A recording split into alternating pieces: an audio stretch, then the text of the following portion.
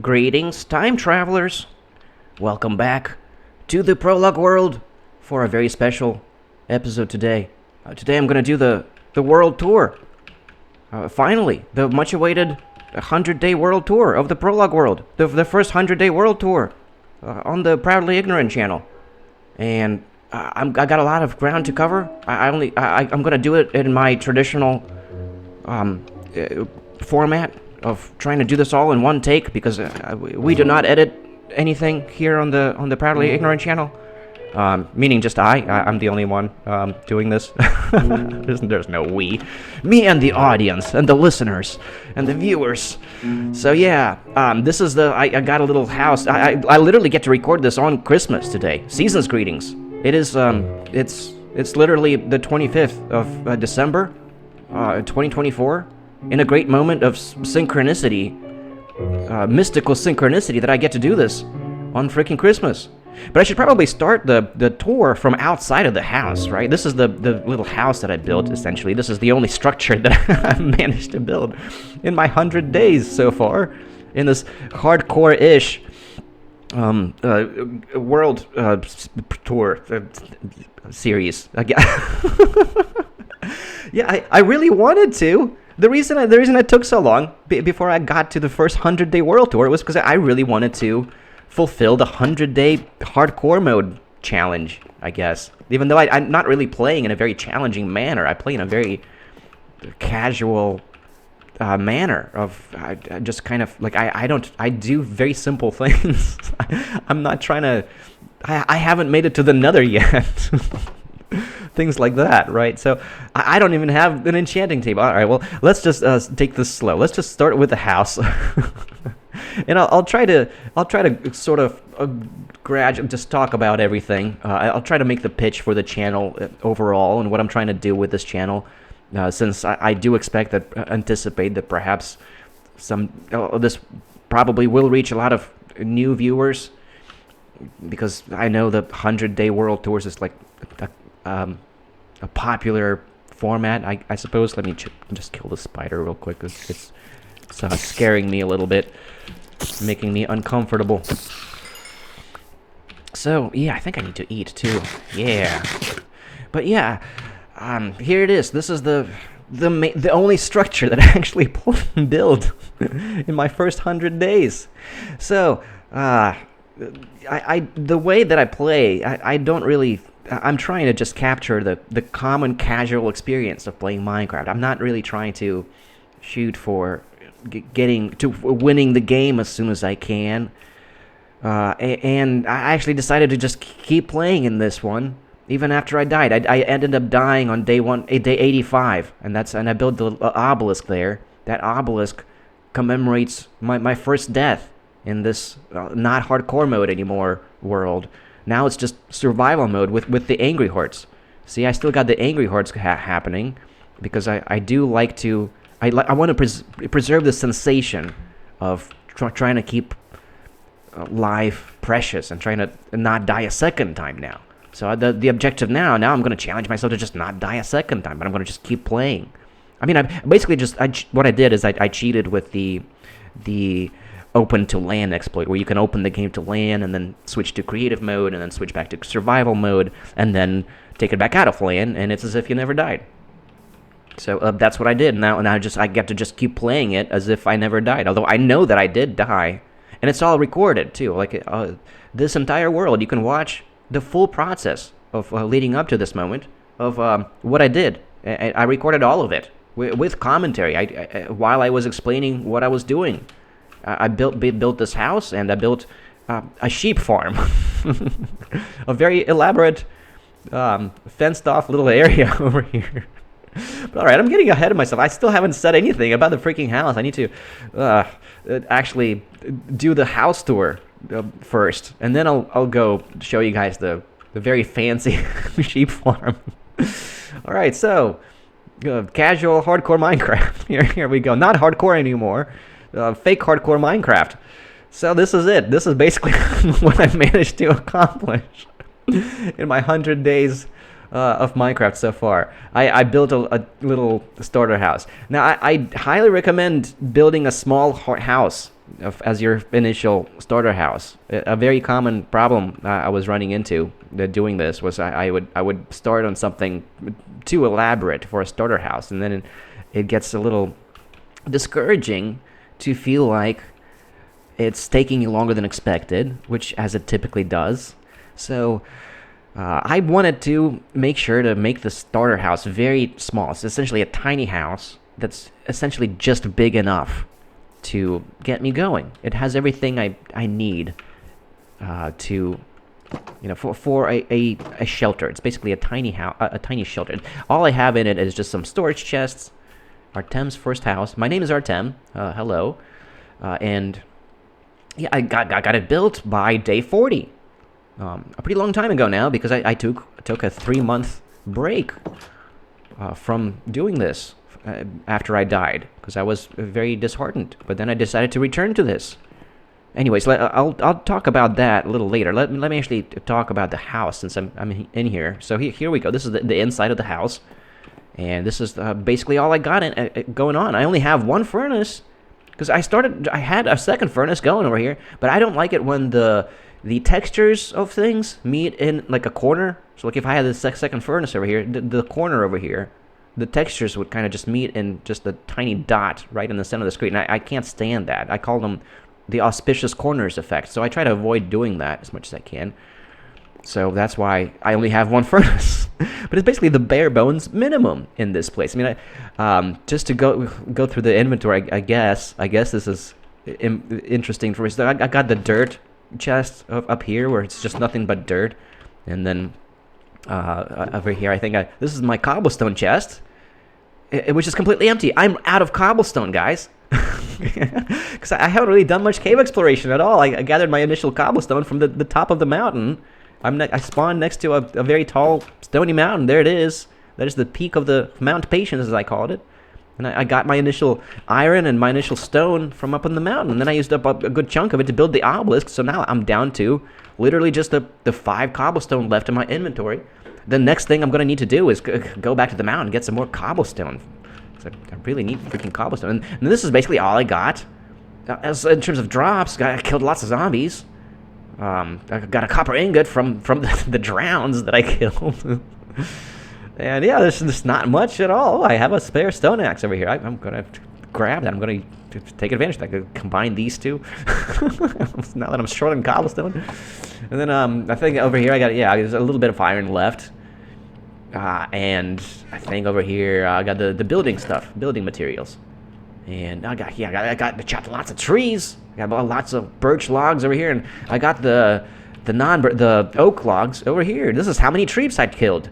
So I spent lots of time killing trees so far in this playthrough, because I really thoroughly enjoy chopping trees, and I caught it all on camera too. I didn't edit any of it out. I tried to continue. I tried to maintain a somewhat entertaining, mildly entertaining commentary, a lively commentary, while I was doing it, to try to keep it somewhat interesting.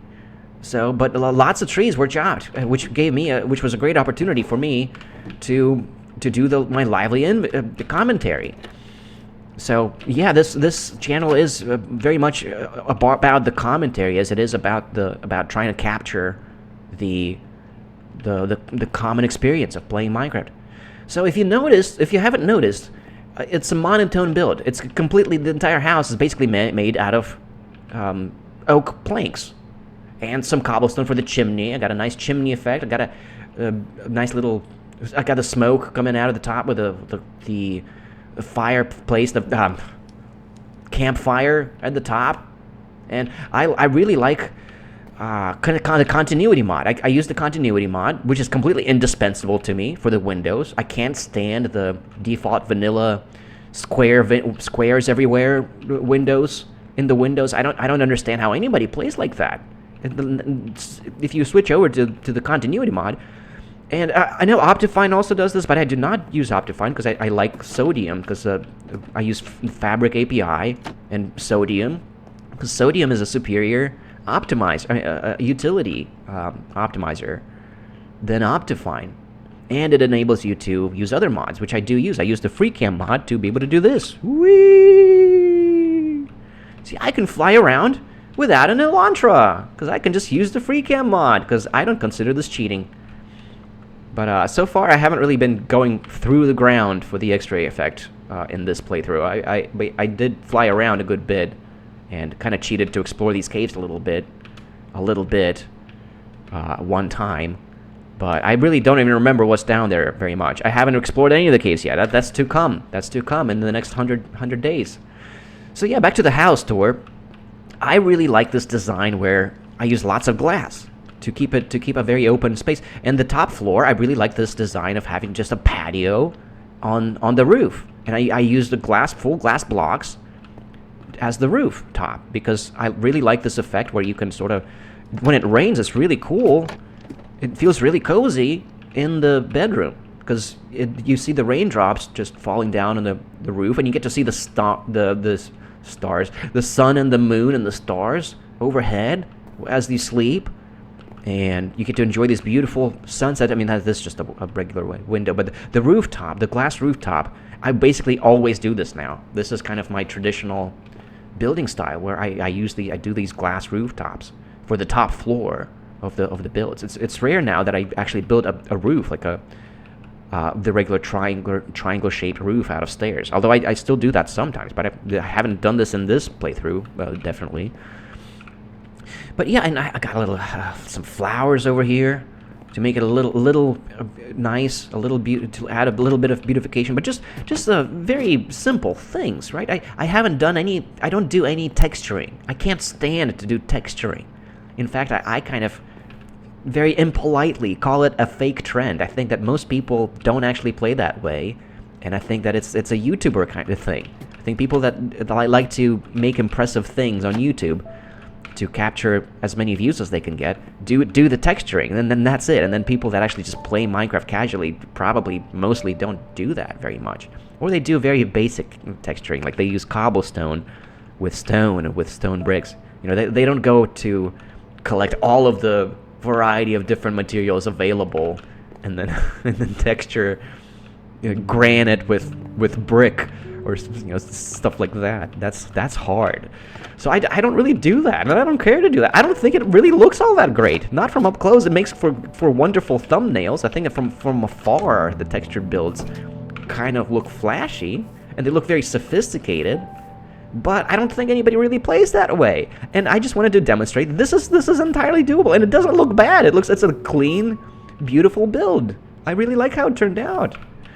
And yeah, I do have some sugarcane going, and I have like a little tiny farm. This is all you need for the farm, by the way. Like, you don't the wheat piles up really fast. You don't really need a giant, enormous wheat farm. So this is all I got, and I got the water underneath the planks over here, underneath not planks, the wooden half slabs, or over here this is where I got the water going to also supply the sugarcane.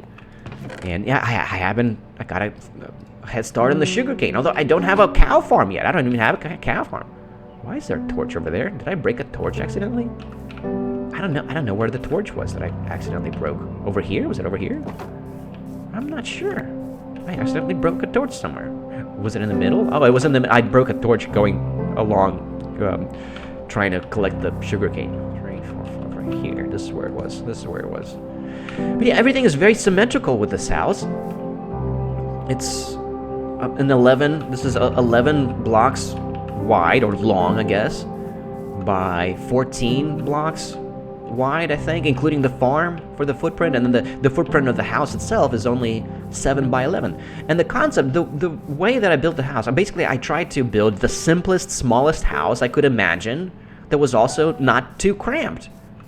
And I actually experimented with even smaller builds. I have an off-screen world in which I built an even smaller build that was basically just a 5 by 5 interior on the first floor, and then like a little bigger, a 7 by 5 interior on the second floor, with also the glass roof and stuff. And it worked, but it was too tiny. So this was kind of the smallest design that I could come up with that was also big enough to feel not claustrophobic. And the ladders along the sides there's a utility to them, and they're not just decorative. The utility is, I do believe that they prevent spiders from climbing up to the top. And the spiders are kind of harmless. They can't get to me at the top anyways, because they're going to get stopped by the stairs, the stair roof skirt, I guess. It's kind of like a skirt. It's not like a roof, but I do put stairs up along the rim of the roof, and it kind of adds this awning effect. So I do that, and the spiders can't actually get to me, but they can get into the inside of the second floor. So they can't get on the roof, but on the second floor, I think that they can actually get because the spiders can climb over a fence. But the ladders, they can't figure out ladders. For some reason, the spiders can have no problem going up smooth blocks, but if there's a ladder in the way, oh, nope, they can't climb a ladder, which is very interesting to me. Or torches. Maybe the torches already keep them at bay. It may be that the ladders were kind of redundant, but over here, maybe they would have been able to climb up here. I haven't actually seen a spider try to climb it anyway, so it might have been that the ladders were not really essentially important. I'm not sure, actually. But I tend to do this as kind of a safety precaution against spiders. And so far, I mean, I haven't seen spiders even try, so I don't know if it was necessary or not. But that's the idea behind the ladders. And then, what else is there to say about this build? I think that's about it for the house. I don't think there's really much else to mention about it. The bedroom, I mean, I'll probably end the episode inside the bedroom, so you'll get to see the bedroom one more time if you haven't seen enough of it already. So I'll come back to it. I love the paintings that I added on the inside. The paintings do add a lovely touch to it. So yeah, let's continue on with the tour. There's a couple more things I have to show. Primarily the very fancy sheep farm. It's not a farm in the sense that it grants me free items over time. It's not like an automated farm. No, it's just a regular fenced off rectangle with some sheep in it. I don't even have many sheep. The reason I did this was to safeguard these sheep, to make sure that the wolf doesn't get them, because I couldn't find the wolf. I was going to just kill the wolf, because I know that there's a wolf running around, and I couldn't find him. I watched him kill another sheep, but I didn't have I wasn't prepared to fight him off. It was like very early in the game, so I tried to fight him off yet, and then I couldn't find him. When I was ready to kill him, I couldn't find him anywhere. So he's just running around somewhere in these woods. And I figured I gotta save the few sheep that I have left to make sure that I have access to wool within proximity of where I live. So that was the entire reasoning behind building this very elaborate, very fancy sheep farm. But actually, a lot of time went into this sheep farm. I wanted to, and it does look very appealing to me because I tried to make it very symmetrical. And I like incorporating tall natural trees. These trees were already here. What I tend to do is I chop down the small trees and try to leave the large trees alone. Try to leave the large trees behind and not chop down the large trees. Because the large trees are pretty impressive. And there is a degree of like mystical significance to the impressive big trees that were naturally spawned. Like these were the original large trees that were here from the world spawn. I didn't grow these. Same with that tree over there. Sometimes I kind of expand them downwards a little bit to make them look taller, because I dig the dirt underneath them and then add some blocks under them to make them a little taller than they originally were. But I love the tall trees, especially the big ones, so I leave them. And so that's basically all there is. I mean, that's the house and the sheep farm. I don't even have. I did the sheep farm first to make sure I have wool. And you don't really use wool very much. I'm going to use wool for paintings primarily, and to make sure that I do have wool if I do need to make more beds to when I do get around to actually building more little houses. I mean, I'm going to need to make an enchantment setup somewhere. I don't even have bookshelves yet to get the enchantment setup going. I don't have anything enchanted yet. I don't have bookshelves yet. I don't have a cow farm yet. And that's probably the next thing I'll do. Well, once I go collect cobblestone and eat cobblestone. But I'm thinking like over here, perhaps.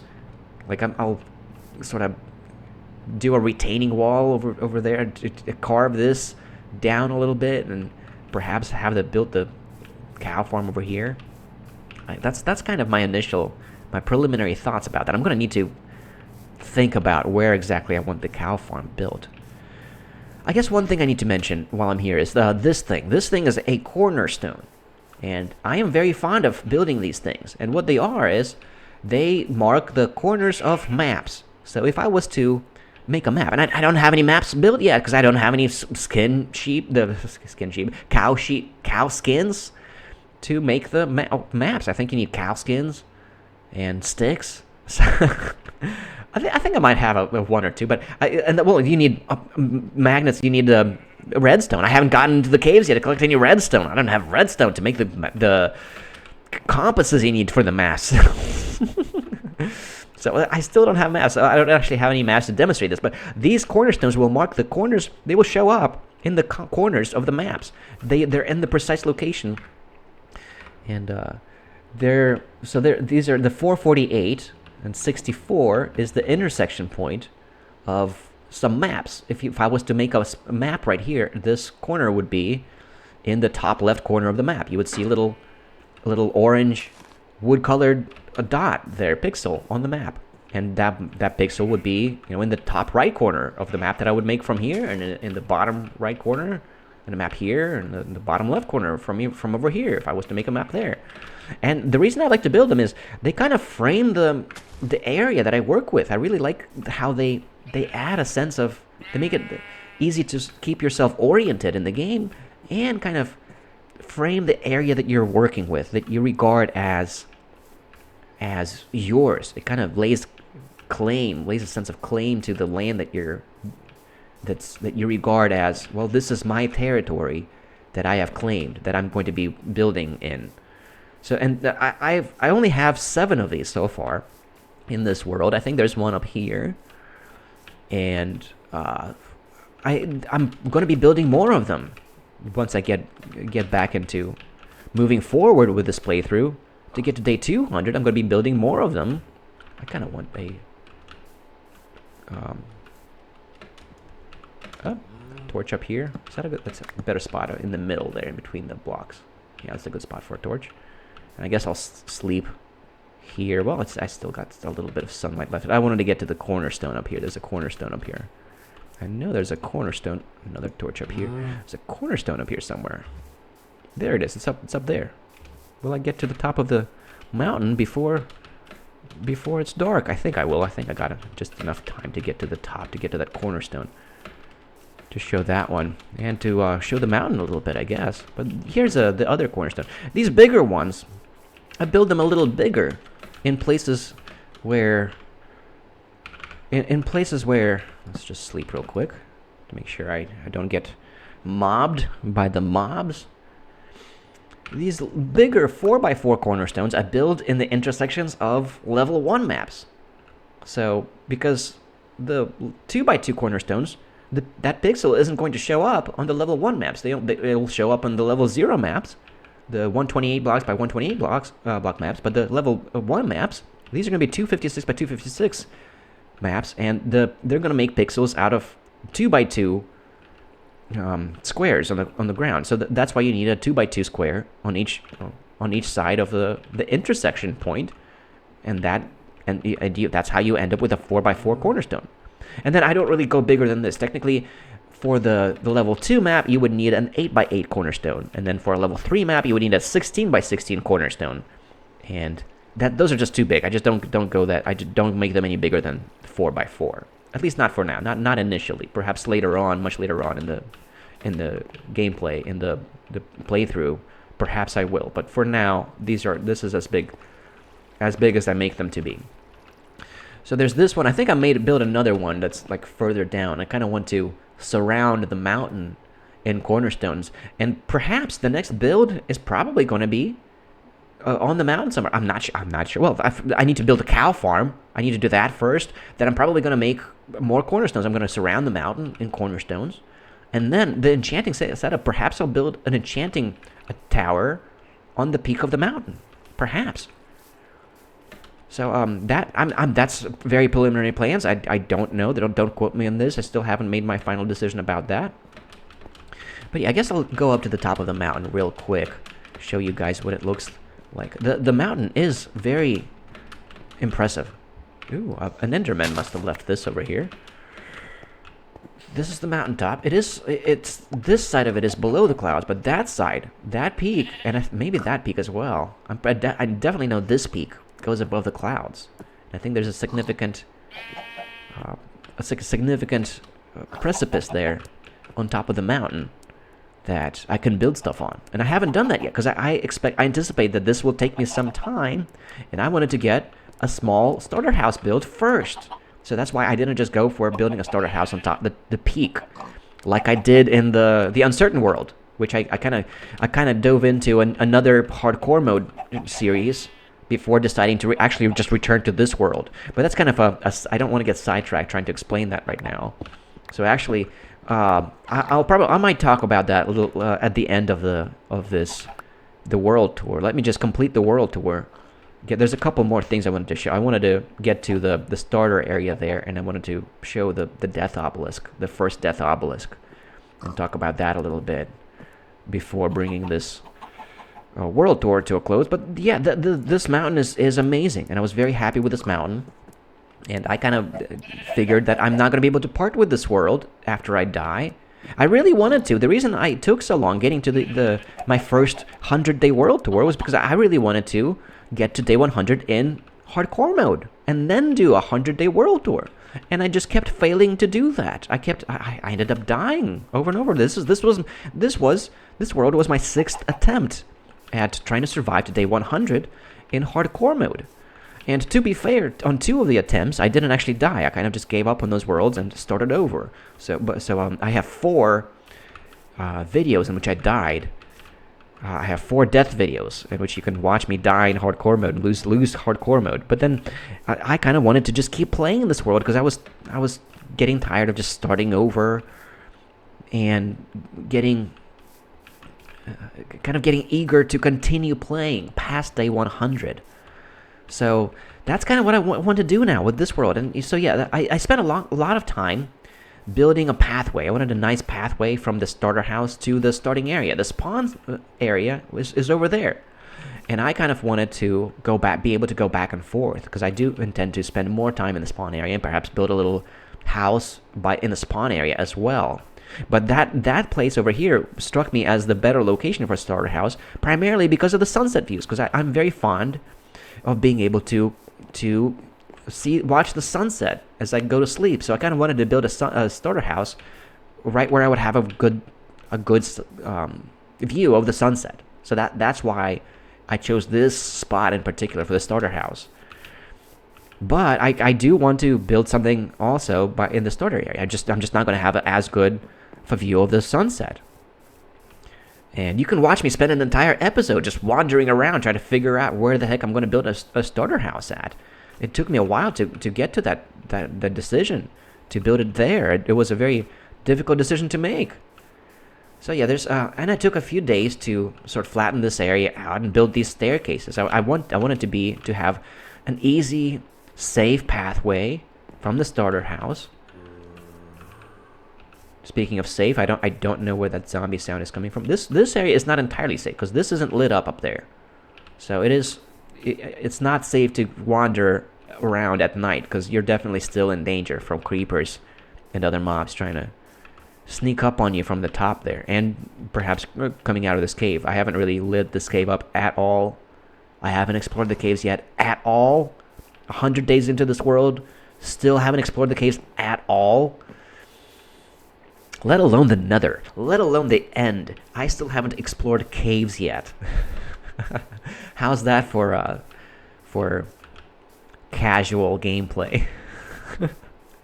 Yeah, I'm not in any rush whatsoever. And that's kind of what I'm trying to stick to that sentiment of just trying to take it as slow as I feel like and enjoy the moment and smell the flowers. The digital Minecraft flowers, they smell very fresh. So I highly recommend it. And I like to pause to just look at the flowers sometimes and look at my beautiful starter house from afar. And then over here, it was the starting area. This is around where I spawned. You spawn like around there. And I kind of wanted a little starter camp over here. I took like a full episode trying to figure out where to build the starter camp because I wanted it in a nice, secure location just to have a little starter camp. I don't really have much going here. I don't think I really spent a whole lot of time, actually. Oh, Oh, I have cobblestone over here. Wow. I forgot I have that. I'm gonna grab that. Because, well, no, let's leave it here. Because I'm gonna just go. I'm gonna go to the top of the mountain, collect some more cobblestone. Let's leave this. I wanted to leave this here in case I need it, in case of emergency or something, because I don't have anything on me or something like that. That's why I left it here, and some charcoal. So yeah, this is the original starter house, and this is not a natural tree. It took me a few attempts to grow this tree. I grew this tree with the half slab trick. You can put half slabs in 2 blocks, around the second block of where the tree would be, to force it to grow a tall tree. And that's what I did with this one, and then extended it downwards a little bit. And this is the first milestone tree that I grew this, and to commemorate my first 100 subscribers. And I guess I should take this as a moment a little bit to sort of talk about the channel a little bit. Although I've already done that to a substantial degree, I suppose, but just to talk a little bit more about this. I recognize that I'm sure I would get a much more viewers, I would enjoy a much broader audience if I was to take the time to actually edit these videos. But I really don't like to edit. It's tedious and very time consuming, and I do believe that there is an element of charm to these completely organic, unedited, unfiltered, unscripted, completely improvised commentary, especially when you're doing hardcore mode. Especially when I mean, even if you're not doing hardcore mode, I think there is a space for these kinds of long form, long play, let's play videos. And I want to do it, and I really enjoy recording them and not editing them, and I'm trying to get better at the commentary to try to keep it slightly entertaining. Is my trademark, slightly entertaining. So I do try, and I do think that there is perhaps a very small audience for that, but I think that there is a small audience. I'm not really shooting for YouTube notoriety here. I don't really have big anticipations, big dreams of thousands of subscribers. I don't expect to ever make any kind of money from this channel. I would really like just a handful of people that watch these, that perhaps leave me comments and try to chat with me about the things that I talk about. I talk about some very controversial things on this channel.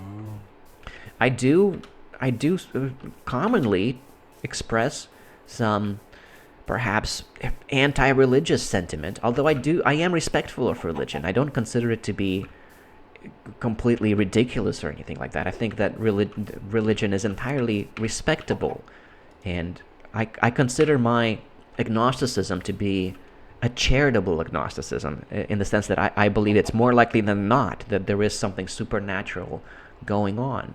And I like to explore these kinds of the philosophy behind that, and my reasoning behind that, and the implications of that. I'm also a determinist. I don't believe in free will. And I'm not so agnostic about that. I feel very strongly about determinism. So that's also another thing that I like to talk about, and the implications of that. And I have my own system of values that I like to talk about. I value uncertainty as the most important thing, which is kind of a code word for intellectual humility, just being able to appreciate the concept that we can hardly be sure of anything. I think that's important. So that's what I call uncertainty, and that's the very most, that I consider that to be the most important thing in life. Intellectual humility, the recognition that you might be wrong about everything. It might turn out to be the case that God exists. I'm open to that.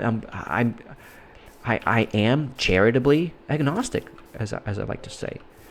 But anyways, I'm going to make my way over to the Death Obelisk, and I'm going to kind of end this. Where's my boat? Why do I not? Oh, there it is. There it is. It's right there. I don't know why.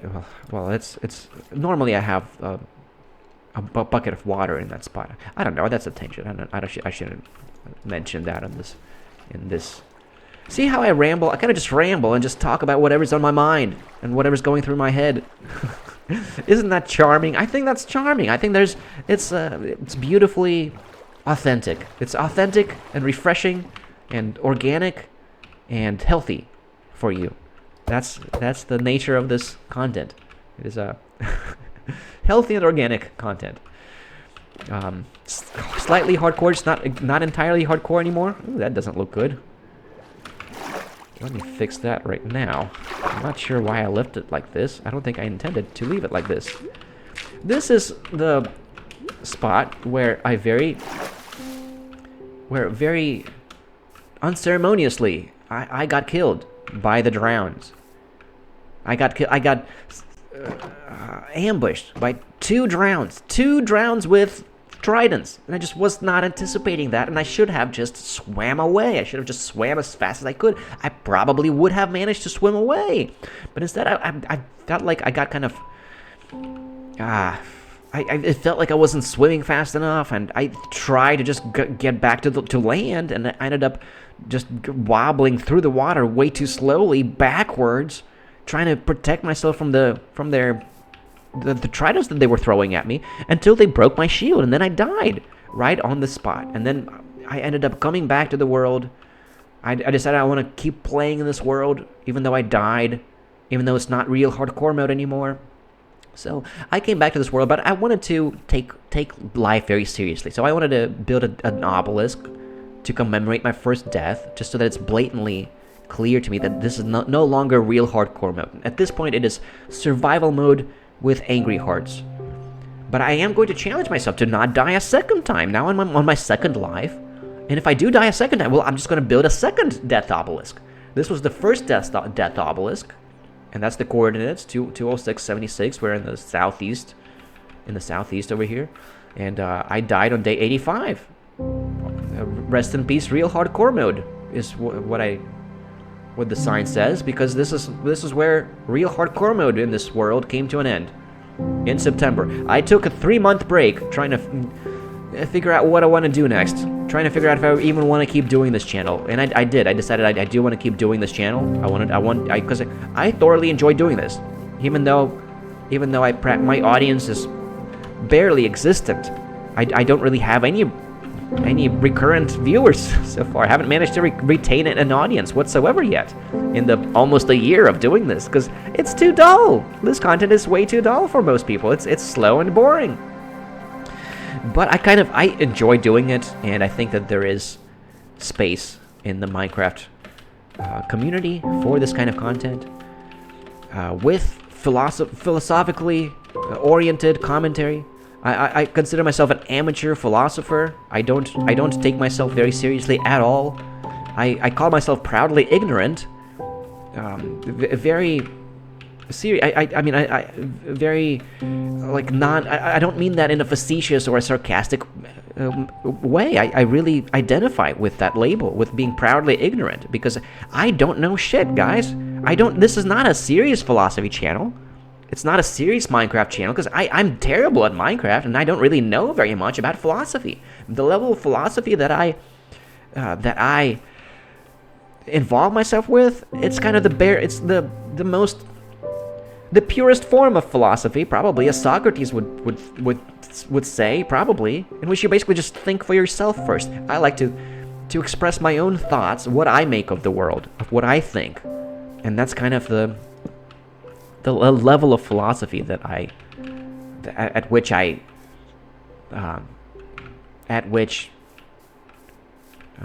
make these rambles. Gosh darn it! This is how it tends to be. It's very this kind of rambling would be edited normally, but I think it's important to capture that. To capture the real experience of Minecraft, of what it's like in real life, the completely unedited experience of spending half of the game chopping trees and trying to maintain a commentary to keep you guys entertained while I'm doing that. But primarily, the reason I wanted to do this was actually to talk to you guys. I wanted to express my proudly ignorant philosophical takes about things, and I figured that this kind of format would actually be ideal for that, because I can combine Minecraft with philosophy and talk and express my amateur philosophical commentary, perspectives, while I'm chopping trees and digging dirt.